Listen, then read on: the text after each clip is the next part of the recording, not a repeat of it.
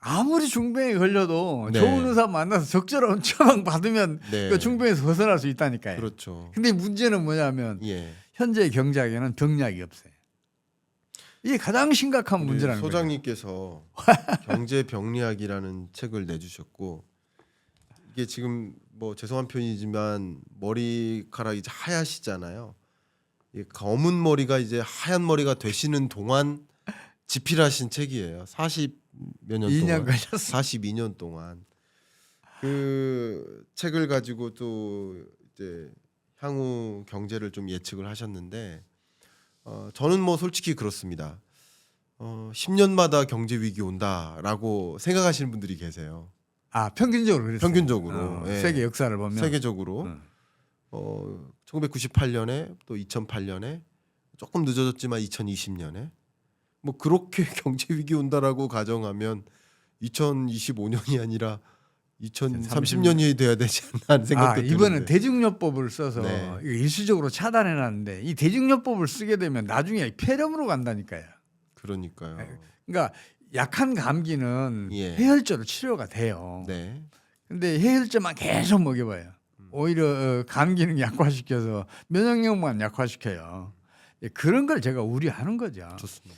정부 정책이 효과적이고 이게 그 근원 치료에 들어가게 되면 웬만한 건 다 치료해내요. 경제 질병도 마찬가지예요. 네.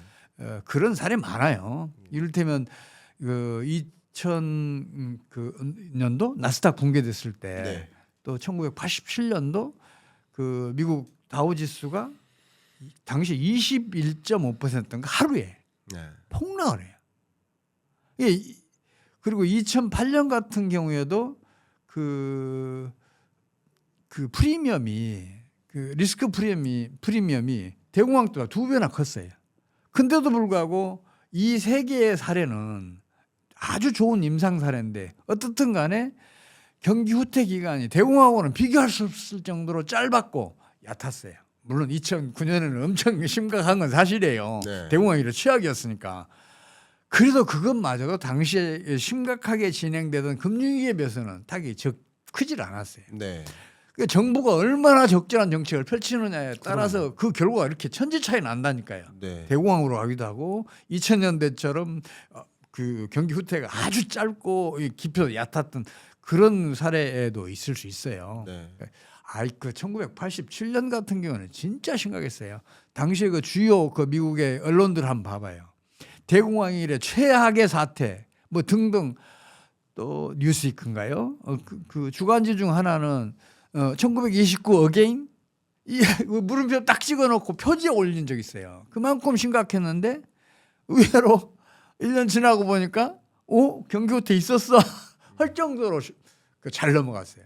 좋습니다. 이 정책 당국이 잘하면 그렇게 돼요. 좋습니다. 이번에도 마찬가지로 봐요. 아까도 말씀드렸는데 놔두겠냐? 안 놔둘 거예요. 네. 적절하게 처방을 해야 한단 말이에요. 근데 그 적절한 처방을 못 하고 있다고 저는 보기 때문에 지금 문제라는 거예요. 그렇군요. 특히 지금 미국은 고금리 강달러 정책이 내 이웃을 거지로 만드는 정책이에요. 미국으로 빼앗긴 국내 저축, 미국으로 빼앗긴 국제 금융 자본 그걸 겪은 나라들은 어떻게 되겠냐고요. 지금 제3세계에는 지금 40개국 이상이 외환위기 늪에 빠져 있거나 직면해 있거나 겨우 지금 벗어나기 직전이거나 그래요. 네. 고금리 강달러 정책 때문에. 네. 그러니까 내 이웃을 거지로 만들면 1년 이내에 그 부메랑이 돼서 미국 경제를 타격을 입혀요. 네. 지금 유럽 경제가 어려운 것도 미국의 고금리 강달러 정책 영향이 아주 커요. 일본도 마찬가지고. 그래서 미국이 올해 연말쯤에는 어렵겠다. 내년은 더 어렵겠다. 저는 그렇게 보고 있는 거죠. 그렇군요. 말씀 정말 감사하고요. 제가 특히 내 이웃을 거지로 만드는 정책이다. 부메랑이 될 수 있다라는 부분에 대해서는 뭐 상당히 이해를 같이 하고 있습니다. 어쨌든 미국이 대대적으로 금리를 인상하고 강달러 기조를 유지하는 그런 과정에서 미국으로만 돈이 쏠렸었죠. 그런 과정에서 다른 주변국들은 살피지 못했고 그럼 주변국들이 좀 어려우면 그게 결국 미국 경제에 영향을 줄 수 있겠다 이런 생각을 좀 해볼 수 있을 것 같습니다. 그러면 제가 이런 질문 드릴게요. 우리 최용식 소장님의 그 수식어 하나가 IMF를 예측한 자.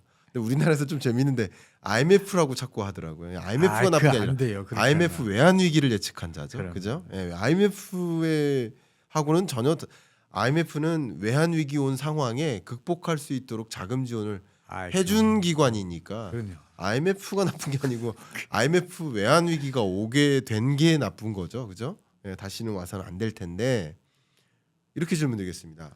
IMF 외환 위기를 예측한 자 최용식 소장님, 근데 IMF의 예측은 다릅니다. 이렇게 여쭤볼게요. 제가 먼저 질문을 가볍게 드리고 간단히 답변을 부탁드리겠습니다. 24년 예를 들어서 12월에 금융위기가 온다. 그러면 글로벌 금융위기 때 2009년 미국 경제 성장률이 제 기억에 마이너스 2.6%. 그럼요. 대공황위를 취하겠어요. 예. 그리고 2020년 팬데믹 경제 위기 때 미국 경제 성장률이 마이너스 2.2%. 제 기억으로 그렇습니다. 그러면 금융위기가 온다라고 하면 24년 미국 경제 성장률 전망치를 어떻게 보십니까 혹시? 그거 왜냐면 진짜 우리는 어려운 그 어렵습니다. 질문인데. 근데 왜냐하면 이코노미스트들은 경제 성장률로 이야기를 해야 되니까 금융위기를 진단했다면 금융위기라는 그 표현 자체가 경제 성장률로는 경제 활동을 급격히 수축시켜서 경제 활동이 거의 마이너스가 되는 일이 나타날 여지가 많거든요. 그래서 어떻게 혹시 전망하십니까? 이번에는 만성 질환일 것 같아요. 네, 대증요법을 너무 많이 썼어요. 네. 그러니까 급성 질환을 만성 질환으로 바꿔놓은 걸로 보이는데, 그렇다면 그 미국은 리세션은 2분기 이상 마이너스 성장할 때 쓰더라고요. 네네. 그런데 2년 이상에 걸쳐서 마이너스 성장하면 디프레션이라고 써요. 네네. 이제 더 오래되면 이제 그레이트 디프레션이 그렇죠. 되는 건데, 예. 대공황 이렇게 예. 되는 건데. 그 정의가 다 다르니까. 예. 그래서 내년 저내년 연속 2년 마이너스 성장하지 않을까, 저는 그렇게 보고 있어요. 그러면 첫 해에는 미국 같은 경우에는 마이너스 2%에서 3% 사이. 네. 그 다음에는 이제 그 마이너스 1% 내외 이렇게 연속 마이너스 성장하지 않을까, 저는 네. 그렇게 보고 있어요. 물론 이제 그 미국의 재정 정책, 금융 정책이 어떻게 펼쳐지느냐에 따라서 그건 그 바뀔 수 있어요.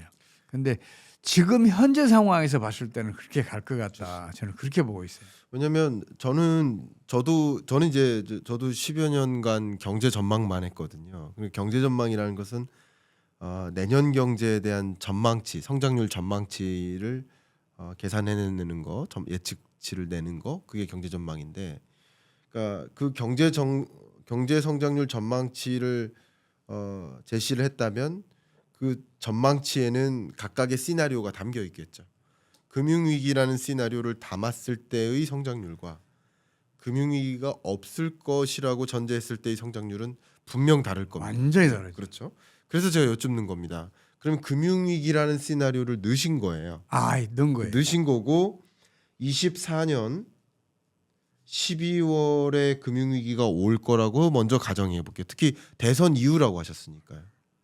그러면 11월, 12월에 금융위기가 온다라고 하면 지금 IMF의 25년 성장률 전망치, 24년 성장률 전망치 미국 기준으로 IMF가 2.6%로 전망합니다. 근데 한번 생각해 보시면 이게 지금은 이제 산수인데요. 1, 2, 3분기가 끝난 상태잖아요. 그러면 1, 2, 3분기, 1분기가 1.4%, 2분기가 3%, 뭐 3분기는 지금 현재 한 2.3% 정도로 전망하는데, 그럼 이런 1, 2, 3분기의 실적치가 큰 플러스인데 4분기가 만약에 마이너스 10이 온다 하더라도 마이너스 2를 찍기는 쉽지가 않을 거라고 봅니다. 저는 2025년을 25년을.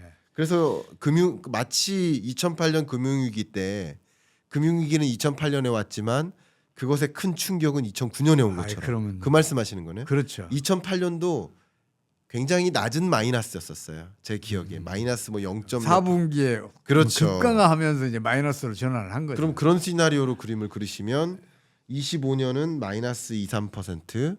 그리고 그 충격이 온 다음에도 2026년 역시 마이너스를 기록하면서 거의 디프레션에 가까운 현상이 야기될 것이다.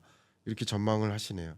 다만 이 전망의 한 가지 근거는 말씀하신 거 가지고만 논리를 정합니다. 앞서 파월이 금리 인하를 하면 금융 위기가 온다. 그죠? 근데 금융 위기가 오지 않도록 금리 인하를 안 할 것이다. 그건 아니고 아닙니까? 기준금리를 인하했으면 이미 금융위는 진행되는 거고 진행된 것이고. 된 것이고 그렇지 않으면 금리 인하를 그러면 파월의 못할 금리 것이다. 인하 여부를 상관없이 그럼요. 금융 위기는 어쨌든 올 것이다. 지금 이미 그 소비자 물가 상승률은 2.6%로 떨어져 있잖아요. 네, 네. 근데도 기준금리 인하 안 했잖아요. 네. 이 전번 예. FOMC 회의에서 예. 파월은 계속해서 그 얘기 해왔잖아요. 예. 소비자 물가 상승률이 너무 높아서 기준금리를 높이 유지한다. 네. 낮출 수 없다는데 소비자 물가 상승률이 3% 미만으로 떨어졌는데 안 내렸잖아요. 예. 이 다음에 또 내리겠어요? 못 내리죠. 근데 이 부분은요. 저랑 이제 소장님 뷰가 좀 갈리지만 미국의 목표 물가가 몇 %입니까? 3.0에서 3.2%인 걸로 알고 있어요. 목표 물가가 3%대라고요? 예. 지금 현재 상황에서. 아니 목표 물가요. 그러니까요. 목표하는 물가. 그러니까 소비자 물가 상승률 목표치가 그래요. 목표치는 2%죠. 아니에요. 그 2%대라는 거는 이제 이제 경제가 아주 안정적인 상황일 때 그래요. 안정적인 예. 상황일 때는 2%대. 그리고 네. 그 경기가 급변동하고 있을 때는 이제 그 경기 급변동을 완화시켜서 경기 호조를 지속시켜야 되기 때문에 소비자 물가 상승을 어느 정도는 용인을 해요. 야, 그러면요, 소장님 죄송합니다만, 그러니까 결국 이제 경제를 판독할 때 보는 이제 전제가 있거든요. 그러니까 안정적인 물가가 뭐냐라는 그 안정적인 물가에 대한 전제가 다르신 것 같습니다. 보니까 아니 파월도 그토록 수십 차례 그 2% goal 2%라는 목표 물가를 이루기 위해 레인지 오브 2%. 그렇죠. 2%대. 2%대죠. 근데 어쨌든 2%가 가장 안정적인 물가고요. 2%를 밑돌면 디플레이션이 걱정되는. 그럼요. 그 디플레이션 그게 더 걱정. 위험해요. 그러니까 2%가 안 되는 건 또 위험하니까. 그래서 그동안 계속 얘기한 게 2.345%. 요 정도 2.34 가장 아이디얼하게 보는 게 2.34 정도가 도래되면 금리 인하를 단행한다. 근데 2.5%를 계속 유지했기 때문에 금리 인하를 못한 거라고 보는 거죠. 목표 물가를 이루는 데는 아직 도달하지 않은 것이고, 그래서 이 8월 달에 발표된 PCE 기준으로 또 CPI를 기준으로 또 9월 달에도 이제 둘째 주 수요일 날 CPI가 발표되죠. 이런 걸 기준으로 물가 안정 여부를 이제 판단하는 것이고, 2% 목표 수준에 가깝게 왔으니 이제 금리 인하하자라는 방식이라고 저는 생각합니다. 근데 이제 2%가 아니라 3%로 보고 계시네요. 제가 정확하게 기억은 못 하는데 네. FOMC 회의록을 봤는데 네네. 이제 금리 인하 조건에 대해서 얘기를 하더라고요. 네. 최소한도 3.2% 이하로 소비자 물가 상승률이 떨어져야 되는 거 아니냐. 그때 그 금리 인하는 할 수 있는 거 아니냐는 그 회의록을 제가 본 적이 있어요. 네. 그래서 그 말씀을 드린 건데 예. 이거는 제가 기억이 정확하지 않으니까 언제인지를 모르니까 네. 제가 그렇습니다. 그렇습니다고 주장을 하기가 그렇네. 예. 그럼 이 부분은 제가 여러분들께 오해를 드리면 안 되는데 FOMC 위원들이 여러 명이잖아요. 그 여러 명 중에 그 의견이 다 다를 수 있어요. 근데 예를 들면 3%대 물가 상승을 볼 때 어떤 위원이 그래도 3.2% 정도까지는 떨어져 줘야 금리 인하 여부를 논하지. 지금 3.5%인데 무슨 금리 인하를 논합니까? 라는 한 명의 주장인 것 같고요. 어쨌든 3.2%보다는 밑돌아야 물가 안정 목표에 충족한 것이다. 물론 3.2도 부족하지만 3.2는 돼야 얘기는 해볼 수 있다라는 정도의 표현이지 않을까. 그럴 수 예, 있겠네. 왜냐하면 저도 매년 8번의 FMC 회의록을 정독하고 저도 여러분들께 설명해 드리고 있기 때문에 저는 조금 더 경제병리학적 접근보다는 매크로 거시경제적으로 보니까 아마 이 부분은 이제 그러니까 그러면 이제 제 이야기가 어느 정도 납득이 되실 수 있겠네요.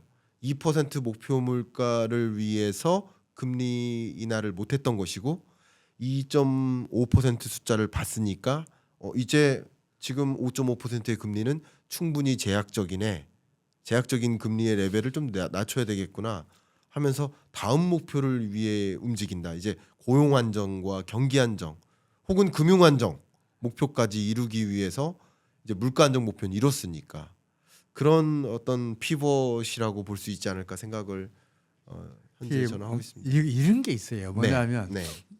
미국의 기준금리를 인하할 수 있는 조건이 두 가지가 있어요. 하나는 뭐냐면 네. 경상수지가 호전이 돼야 돼요. 네. 경상수지가 호전되지 않으면 달러가 그만큼 더 많이 국제시장에 금리 인하의 조건이요. 예. 경상수지가 호전돼야 된다. 호전돼야 된다. 예. 그러니까 그 경상수지가 계속해서 이렇게 확대되다가 최근에 잠시 이제 축소가 되는데 다시 이게 확대되면 안 돼요. 네. 이제 그게 이제 하나 조건이 있어요. 예. 그리고 또 하나는 뭐냐면 주식시장이 호조를 이어가야 돼요. 예. 이 두 가지 조건이 네. 갖춰지면 미국은 기준금리 인하할 수 있어요. 네. 그건 틀림없는 사실이에요. 근데 이 두 가지 조건을 저는 충족을 시킬 수 없다고 보기 때문에 기준금리 9월 달에 하게 되면 이게 진짜 위험한 거다. 저는 그렇게 보고 있는 거예요. 이미 금리가 진행돼야 그 기준금리 인하하기 시작하거든요. 저희 촬영 영상이 9월 FMC 이후에 나갈 수도 있습니다. 나갈 수도 있습니다. 제가 틀렸으면 좋겠습니다. 아닙니다. 그런 뜻. 틀려야 그래야 금융위기 오니까. 그런 아니요, 말씀. 아니요. 금리 인하하면 틀려야 틀려야 이제 미국 경제가 계속 이 호조를 이어갈 수가 있거든요. 네. 근데 제 그 얘기가 맞게 되면 그럼 연말쯤에 금리 반드시 터진다니까요. 그러면요. 이해가 이제 상충되는 부분들이 있어서 또 질문 드립니다. 그냥 지금까지 논의된 걸 다 무시하고 그냥 여쭤볼게요. 한국은행의 목표가 뭐라고 생각하십니까? 한국은행 혹은 중앙은행의 목적이 뭐라고 생각하십니까? 중앙은행의 목표는 이제 크게 제일 먼저는 통화가치 안정이에요. 이거는 이제 물가 안정이라는 뜻이죠. 그렇죠. 그다음에 두 번째는 그 국제수지 안정이에요. 이거는 이제 재무부가 해야 할 일인데 중앙은행도 이게 협조하지 않으면 이루어지지 네. 않아요. 예. 이제 세 번째는 국가 경제의 안정적인 성장이에요. 좋습니다. 이 경제가 안정적인 성장을 해야 고용도 충분히 이루어질 수가 있거든요. 네. 그래서 이게 그 중앙은행과 경제정책 당국, 특히 재무부 우리는 이제 재무부가 아니죠. 네. 기획재정부. 기재부가 이렇게 그 함께 이 세 가지 목표를 위해서 정책을 수립하고 집행을 해요. 좋습니다. 근데 혹시 왜 그러냐면 한국은행의 설립 목적은 그냥 한국은행법 1조 1항에 명시되어 있잖아요. 그 한국은행법 1조 1항에 명시되어 있는 대로 한국은행은 물가 안정 목표, 그러니까 통화 안정보다는 물가 안정. 물가 안정을 만들기 위해 통화 정책을 가동하는. 그러니까 통화 정책은 통화 정책의 수단인 거고 목표는 물가 안정인 거죠. 그러니까 물가 안정이 제1의 목적이고 한국은행의 설립은 물가 안정 기구로서의 의미를 부여한 것이고 그럼으로써 경제가 건전하게 성장하고 발전할 수 있도록 하는 거. 그러니까 제1 목표는 물가 안정이고 제2 목표는 경기 안정. 그게 1980년도 이게 조금 변했어요. 뭐냐면 예. 세계적으로 제3세계 국가들이 대부분 외환위기에 빠져서 엄청 한 10여 년 동안 어려움을 겪었거든요. 오죽했으면 우리 97년도 외환위기 터졌을 때 그 외국의 뭐 주요 경제학자들 그 얘기했어요. 한국 20년 안에 외환위기만 벗어나 봐라. 그래도 잘했다고 얘기해 줄 거라는 얘기를 할 정도로 1980년대, 90년대, 2000년대까지 경제난을 아주 심각하게 겪었거든요. 네. 그래서 이제 아까 말씀드린 물가 안정, 그를 통해서 안정적인 국가 경제 성장 네. 이걸 목표로 삼고 있지만 여기에 하나 첨가된 게 우리나라 외환위기 겪은 뒤에 통화 가치의 대외 통화 가치 안정, 네. 그러니까 그 부분도 국제 수지 안정을 의미하죠. 있겠지만 그다음 제가 세 번째 목표는 이제 금융 안정으로서 보고 있는데 맞아요. 이제 국제 수지 안정은 어떻게 보면 금융 안정이라는 목표 아래 국제 수지의 거기에 포함시킬 수 과도한 있어요. 불균형을 가져오면 안 된다. 그러면 이제 이 부분은 이해가 같은 것 같아요.